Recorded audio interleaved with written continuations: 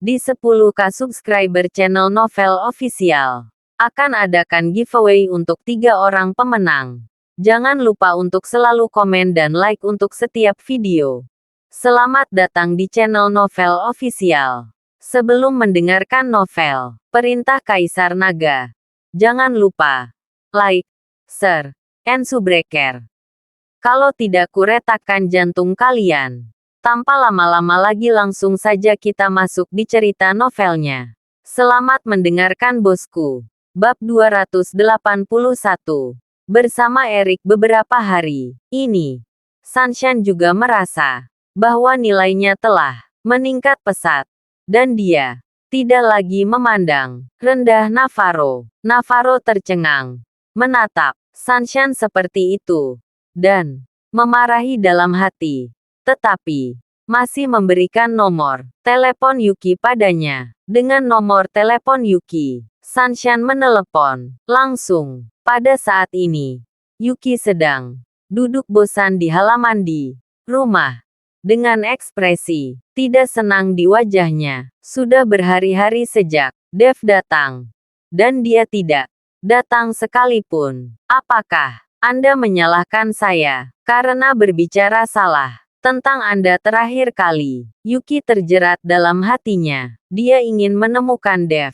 Tetapi dia juga berharap Dev akan mengambil inisiatif untuk menemukan dirinya sendiri. Psikologi kontradiktif semacam ini membuat Yuki kesal. Pada saat ini, telepon berdering. Yuki mengira itu adalah panggilan Dev. Dia mengangkat telepon dengan ekspresi gembira dan menemukan bahwa itu adalah nomor yang tidak dikenal. Halo, Yuki menjawab. Telepon. Yuki. Aku Sunshine. Aku di Feng Huang Road No. 17. Aku ingin bertemu denganmu dan berbicara tentang Dev. Begitu panggilan tersambung, Sunshine berkata langsung dengan nada mendominasi, tanpa memperdulikan status Yuki sedikit pun. Jika Sunshine diberi 100 keberanian, dia tidak akan berani berbicara dengan Yuki seperti ini. Sekarang dia telah mengikuti Erik. Sunshine telah tumbuh jauh lebih berani. Kamu meminta aku pergi. Aku tidak akan pergi. Yuki merasa kesal dengan nada suara Sunshine. Yuki, jika kamu takut, maka jangan datang. Setelah Sunshine selesai berbicara, dia menutup telepon tanpa menunggu Yuki menjawab. Yuki mendengarkan nada sibuk di telepon, dan wajahnya memerah. Apa yang kamu tarik? Aku ingin melihat ternak seperti apa yang kamu miliki. Yuki bangkit dan pergi ke Feng Huang Road. Ketika Yuki tiba di jalan Feng Huang, dia melihat bahwa Sunshine sedang menunggunya. Katakan padaku, apa yang ingin kamu ceritakan tentang Dev? Yuki turun dari mobil dan bertanya kepada Sunshine dengan dingin. Aku akan memberitahumu bahwa Dev akan segera mati. Sunshine tiba-tiba tersenyum muram. Yuki memandang Sunshine seperti itu. Hatinya terkejut. Dia memelototi Sunshine dan berkata, omong kosong. Apa yang kamu bicarakan? Bagaimana mungkin Dev mati? Dia tidak berbicara omong kosong. Dev benar-benar sekarat. Karena aku akan segera membunuhnya. Pada saat ini, Navarro berjalan keluar dengan 2 pengawal keluarga Wei. Apa yang akan kamu lakukan? Melihat ini, Yuki mundur. Ketakutan. Dia merasa ada yang tidak beres. Apa yang akan kita lakukan?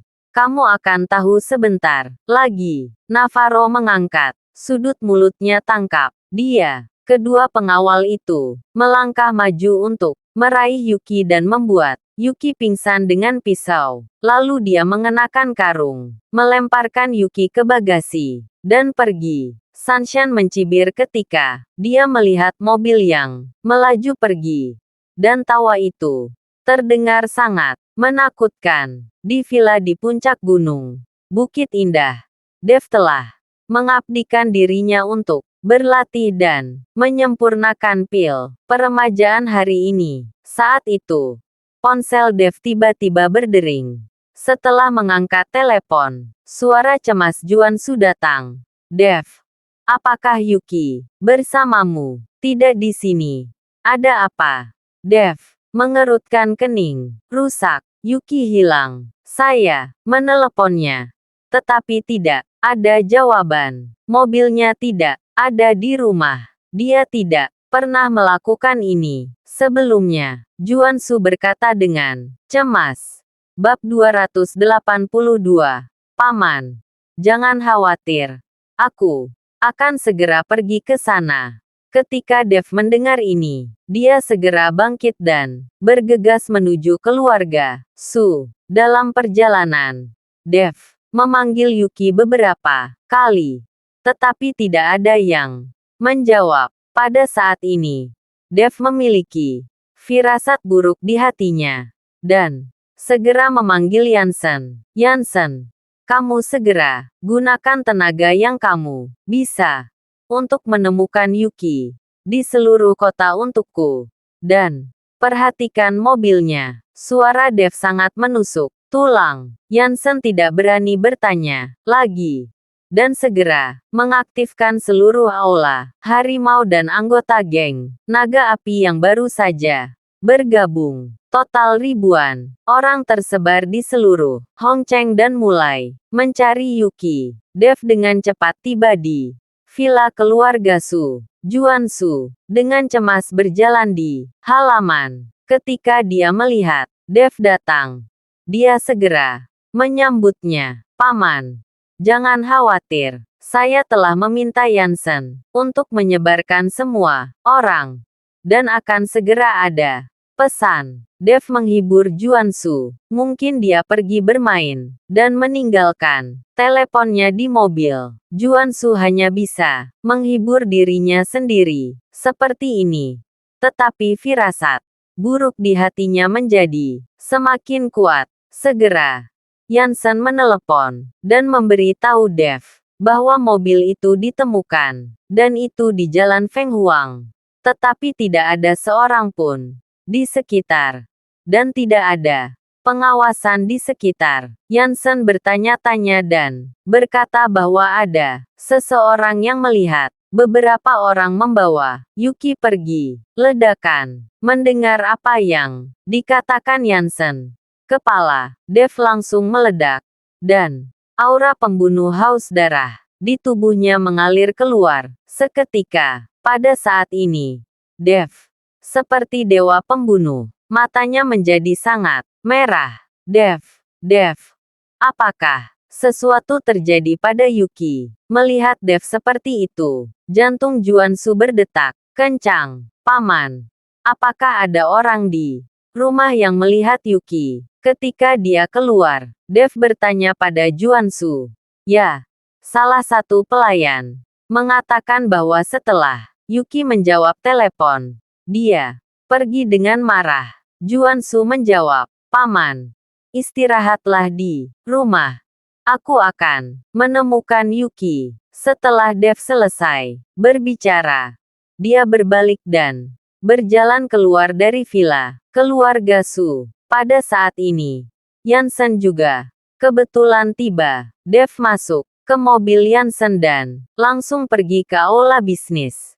Dev ingin mencari tahu siapa yang terakhir menelepon Yuki. Panggilan ini pasti ada hubungannya dengan hilangnya Yuki. Mengandalkan reputasi Yansen, dia dengan cepat menemukan nomor telepon terakhir untuk memanggil Yuki. Melihat nomor yang dikenalnya, mata Dev penuh dengan niat membunuh. Tuan Istana, nomor siapa ini? Yansen bertanya. Pergi ke rumah Sanshan. Setelah Dev selesai berbicara, duduk di kopilot, Dev menutup matanya. Yansen juga mengerti sekarang dan memarahi. Dengan marah pelacur ini masih tidak berani berubah. Dengan tendangan pedal gas, mobil melaju menuju rumah Sanshan dengan kecepatan tinggi. Sanshan mempermalukan Dev lagi dan lagi.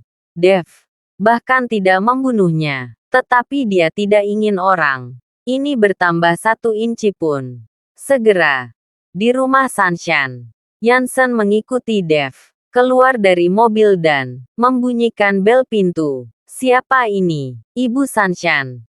Meli keluar, mengenakan congsam. Ketika dia membuka pintu dan menemukan Dev dan Yansen, Meli tercengang. Dev, kamu, apa yang kamu lakukan di sini di rumahku? Di mana Sanshan? Suruh dia keluar. Dev bertanya dengan wajah muram. Apa yang ingin kamu lakukan? Dia tidak ada di rumah. Mata Meli mengelak. Jelas berbohong. Sial. Suruh jalang bau itu keluar untukku. Yansen melangkah maju dan meraih kerah Meli. Dan langsung mengangkat Meli. Kali ini, Meli ketakutan.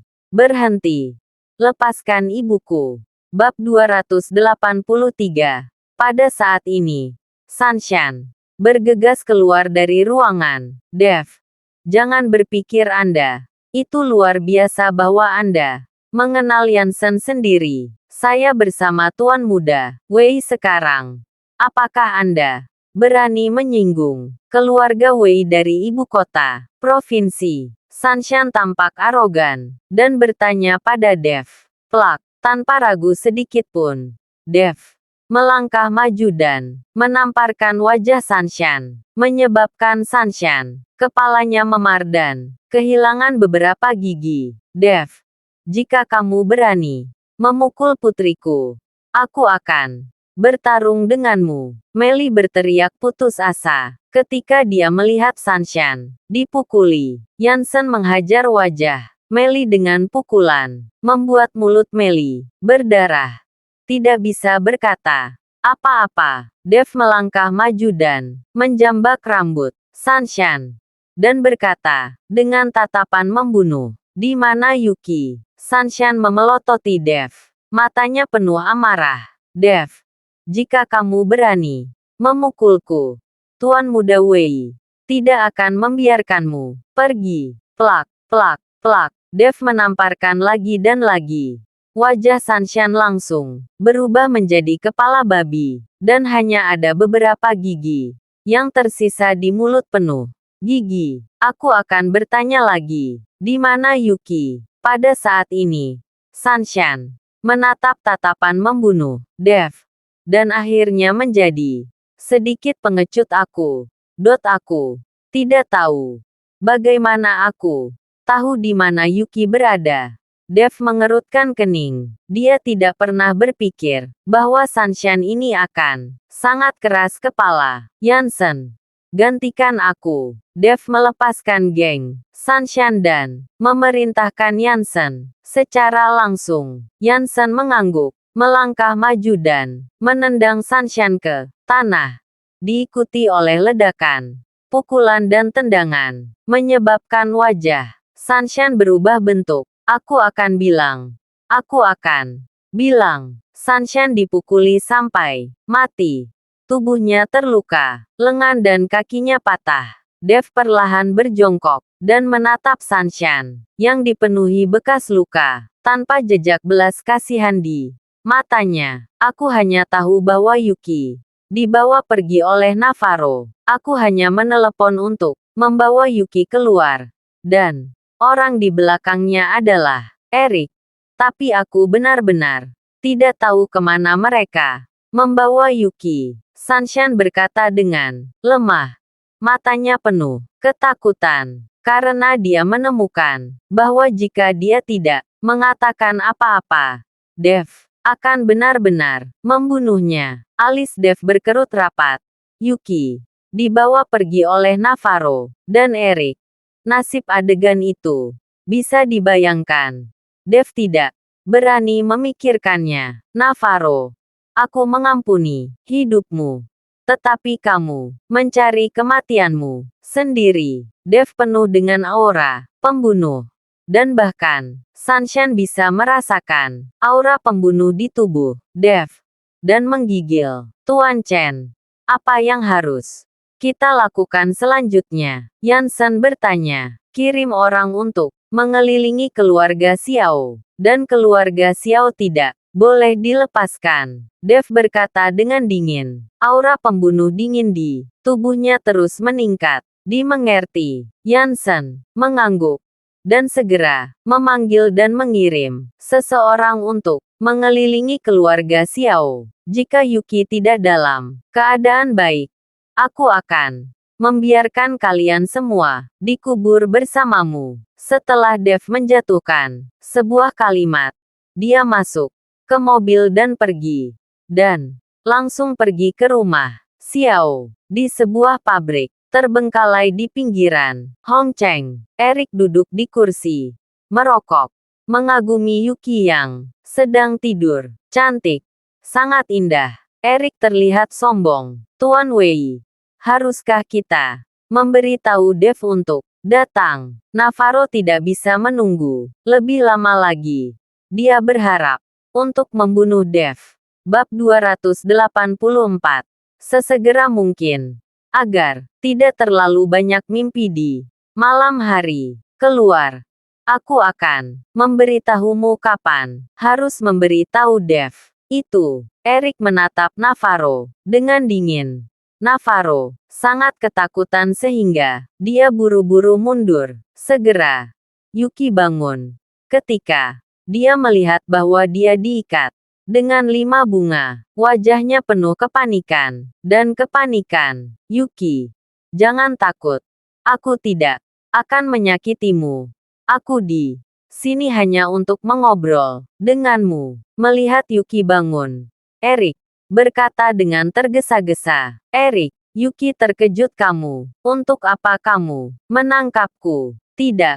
Kamu salah paham. Navarro yang menangkapmu, dan aku datang untuk menyelamatkanmu. Seperti yang Erik katakan, dia melangkah maju dan melepaskan tali Yuki. Melihat Erik melepaskan tali untuk dirinya sendiri, hati Yuki yang menggantung sangat rileks, dan wajahnya menjadi lebih cantik. Apa yang terjadi di sini? Yuki bertanya, menggerakkan pergelangan tangannya. Kalau begitu Navarro masih kejam tentang Dev. Jadi dia menangkapmu dan ingin menangkap Dev itu dan membunuh Dev. Erik menjelaskan. Ketika Yuki mendengarnya, dia panik. Erik, tolong aku. Cepat. Aku ingin menelepon Dev. Jangan biarkan dia tertipu. Erik melihat ekspresi gugup Yuki. Dan sedikit kecemburuan muncul di matanya. Dia hanya seorang tahanan kerja. Mengapa kamu sangat peduli? Yuki tertegun sejenak. Melihat ekspresi Erik, firasat buruk melintas di hatinya Erik. Apa maksudmu? Apa maksudmu denganku? Wajah Erik menjadi sedikit muram. Aku mengejarmu selama bertahun-tahun. Dan kamu tidak memberiku kesempatan. Tapi sekarang, aku seperti seorang tahanan kerja. Dev itu. Erik menggeram dan meraih lengan Yuki dengan erat. Erik, siapa yang memberitahumu semua ini? Yuki akhirnya mengerti bahwa Erik berada jauh di ibu kota provinsi dan bahkan tahu apa yang terjadi baru-baru ini di Hongcheng. Seseorang pasti telah memberitahunya. Kamu tidak perlu khawatir tentang itu. Katakan padaku, mengapa aku kalah dengan Dev itu? Kekuatan di tangan Erik meningkat beberapa poin, yang membuat Yuki merasa sakit dan mengerutkan kening. Lepaskan aku. Kamu menyakitiku. Kamu tidak lebih baik dari dia. Yuki memandang Erik dengan jijik. Pelacur, kata Erik, menamparkan wajah Yuki. Dan wajah Yuki langsung memerah. Sudah kubilang, hari ini aku akan membiarkanmu menyaksikan Devmu mati di tanganku. Tidak ada yang bisa mengambil wanita. Erik menatap, menggertakkan giginya. Erik, jika kamu berani menyentuh Dev, aku tidak bisa melepaskanmu. Yuki berteriak dengan marah. Semakin kamu seperti ini, semakin aku akan menyiksa orang ini. Setelah Erik selesai berbicara, dia berjalan keluar ruangan dan membanting pintu hingga tertutup. Erik, biarkan aku keluar. Biarkan aku keluar. Jika kamu berani menyentuh Dev, aku tidak akan pernah memaafkanmu. Yuki membanting pintu dengan putus asa, tetapi tidak berhasil. Pada akhirnya, Yuki lelah, bersandar di dinding, dan diam-diam berdoa untuk Dev. Tolong jangan datang. Titik titik titik titik titik titik titik titik titik titik titik titik. Di sisi lain, Robert, sebagai kepala keluarga Xiao, mengadakan pertemuan di rumah untuk semua orang, dan mengirim 2 perusahaan real estate ke Dev. Meskipun keluarga Xiao diselamatkan, itu juga melukai keluarga Xiao. Kedua perusahaan real estate, yang hampir setengah dari properti keluarga Xiao, baru saja menyerahkannya kepada orang lain di masa depan.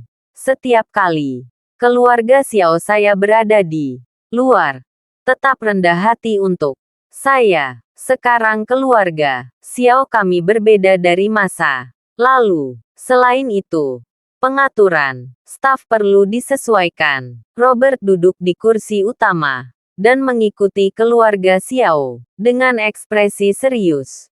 Bab 285. Tuan, itu tidak baik. Itu tidak baik. Seseorang mengepung keluarga Xiao. Pada saat ini, seorang pelayan bergegas masuk dan melaporkan dengan cemas. Ada apa? Robert tiba-tiba menjadi marah meskipun keluarga Xiao saya berbeda dari masa lalu. Itu tidak diganggu oleh siapapun. Jadi, biarkan saya keluar dan melihat. Robert mengucapkan sepatah kata. Dan semua orang di keluarga Xiao bangkit dan berjalan keluar. Tetapi begitu dia berjalan keluar dari pintu, Robert tertegun sejenak, dan kemudian senyum marah muncul di wajahnya. Ternyata Tuan Chen dan Tuan Harimau ada di sini. Silakan masuk dengan cepat. Setelah Robert selesai berbicara, dia menatap pelayan itu dengan tegas. Dia tidak tahu bagaimana menjelaskan secara rinci tentang laporan sialan ini. Jika dia tahu bahwa Dev dan Yansen ada di sini, dia tidak berani keluar dengan agresif meskipun jika dia punya nyali. Pelayan itu juga memiliki ekspresi polos di wajahnya. Dan sebelum dia selesai berbicara, Robert bergegas keluar dengan marah. Wajah Dev acuh tak acuh, dan wajahnya sangat jelek. Sementara mata Yansen bersinar dengan niat membunuh, dan berkata kepada Robert, di mana putramu Navarro? Biarkan dia keluar. Ketika Robert mendengar ini, hatinya tenggelam. Dia tahu bahwa putranya pasti menyebabkan masalah lagi. Tuan Harimau, anak saya tidak ada di rumah. Saya baru saja meminta seseorang untuk menghubunginya. Tetapi saya tidak dapat menghubunginya sama sekali. Robert gemetar seluruh. Dia baru saja menghubungi Navarro. Lagi pula, ada pertemuan keluarga. Dan Navarro tidak hadir. Tetapi dia tidak bisa menghubungi sama sekali. Dan Robert tidak menunggunya. Apakah kau bercanda? Yansen melangkah maju dan mengangkat Robert. Tuan Harimau, saya benar-benar tidak berbohong. Saya benar-benar tidak dapat menghubungi putra saya. Saya bersumpah. Robert sangat ketakutan sehingga wajahnya menjadi pucat dan tubuhnya semakin gemetar. Yansen, lepaskan dia. Dev melihat bahwa Robert memang tidak berbohong. Yansen melepaskan Robert, yang membuat Robert menghela nafas lega. Dan kemudian bertanya dengan hati-hati, Tuan Chen, Tuan yang baik, saya tidak tahu apa yang telah dilakukan anak Saya untuk menyinggung Anda, Huff. Navarro tidak hanya menyinggung kita. Dia bahkan menyinggung keluarga Su. Dia menculik Nona Su. Yansen mendengus dingin. Ledakan. Ketika Robert mendengar ini, dia hampir tidak jatuh. Ini, bajingan ini sangat berani. Berani menculik Nona Su. Mata Robert penuh dengan horor. Siapa yang tidak tahu apa hubungan antara Yuki dan Dev? Selain itu, keluarga Su adalah orang terkaya di Hongcheng. Jangan melihat konflik antara kedua keluarga. Tidak ada yang serius saat ini. Tetapi jika ini menculik putri Juan Su, maka keluarga Su tidak akan memberikan segalanya dan mengalahkan Xiao keluarga secara langsung. Seseorang telah mengaku, dan Navarro yang melakukannya. Tidak ada yang salah dengan ini, Yansen berkata dengan ekspresi muram. Navarro bajingan. Robert memukul kakinya dan menginjak dadanya dan berteriak pada keluarga Xiao. Kalian semua pergi ke saya untuk menghubungi Navarro ini dan biarkan dia kembali. Saya pasti akan mematahkan kakinya. Semua orang di keluarga Xiao pergi untuk menghubungi Navarro. Dan saat ini ponsel Dev berdering. Setelah tersambung suara bangga dan sombong, Navarro datang. Dev, sekarang Yuki ada di tanganku. Jika kamu ingin dia baik-baik saja, patuhi saja untuk datang ke pabrik lama. Ini di pinggiran barat Hongcheng. Ingat, kamu bisa hanya izinkan datang sendiri. Kalau tidak, aku tidak bisa menjamin keselamatan Yuki. Oke, jika kamu berani menyentuh rambut Yuki, aku akan membiarkan semua orang di keluarga Xiaomu dikuburkan bersamamu. Wajah Dev suram, dan aura pembunuh yang menusuk di tubuhnya langsung memenuhi seluruh keluarga Xiao. Terima kasih sudah mendengarkan cerita novel Perintah Kaisar Naga. Sampai jumpa di cerita selanjutnya.